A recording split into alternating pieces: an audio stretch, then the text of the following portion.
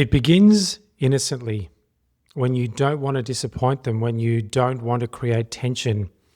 You want to be kind and you want to be liked. And then your yes becomes a survival mechanism, and your no becomes a threat to your relationships, and your inner world becomes a battlefield between what you feel and what they expect. This is the cost of pleasing, people pleasing. You give yourself away in pieces. You betray yourself quietly, repeatedly, elegantly, until there's nothing left but performance. No tantrum, no explosion, just a man who has lost the taste of his own truth. You say yes when you want to say no. You agree to things that make your gut tighten. You smile when you want to walk away. And on the outside, you look gracious, flexible, emotionally mature, but inside you're seething, you're dissolving, you're disappearing. And you tell yourself it's because you're keeping the peace. But that's not peace. It's silent self-betrayal, silent self-erasure. And every time you do it, the body remembers.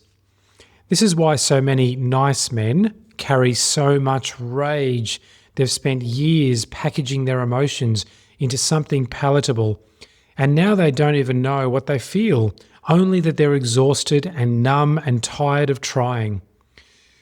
The people-pleasing man is not weak. He's actually terrified. Terrified of being left, terrified of not being enough, terrified that if he says what he truly thinks, everyone will leave.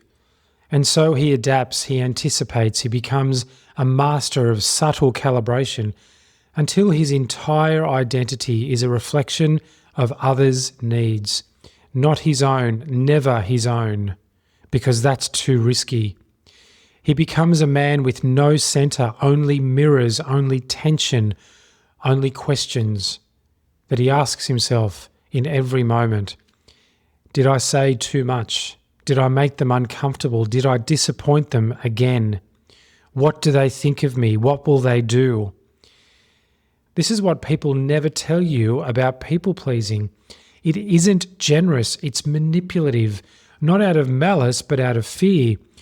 Because you want to be seen in a certain way. You want to be the one who causes no trouble, the one who absorbs, the one who makes everything okay. But in doing so, you steal the truth from the room. You rob the people you love of your real presence and their real truth. You deny them your edge, your anger, your desire, your sovereignty, and you deny them all of that for themselves too. And over time, they stop trusting you because they can feel that your yes isn't real, that your smiles are purchased, that your presence is conditional upon their approval.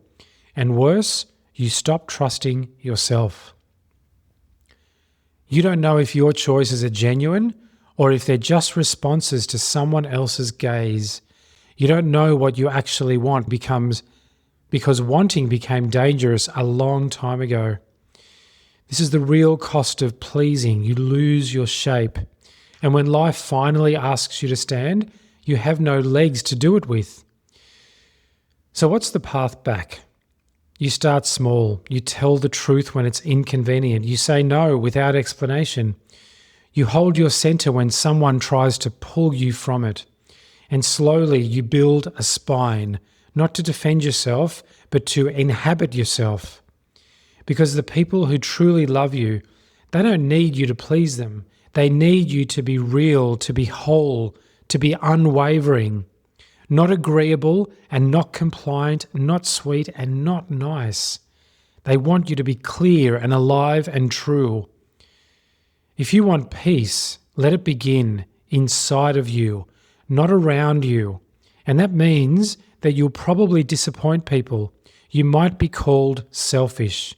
You'll lose the approval of those who only loved your performance. You must let it happen because that loss is how you begin to come home to yourself. Welcome to The Architect Speaks.